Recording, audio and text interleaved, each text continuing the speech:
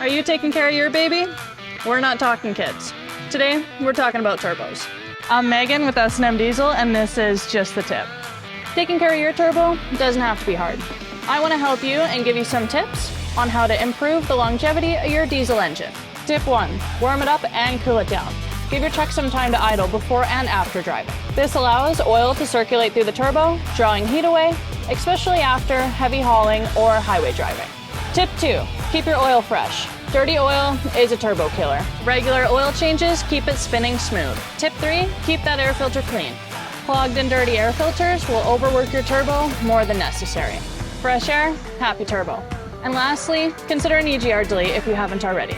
An EGR delete eliminates the exhaust gas being recirculated back into the engine. This lowers the amount of soot being built up in the turbo. Less soot means cleaner airflow, protecting your turbo from heat-related wear. And that's it. Just a few steps to keep that turbo in top shape. Keep an eye out for more tips from S&M Diesel, where we get dirty so you don't have to.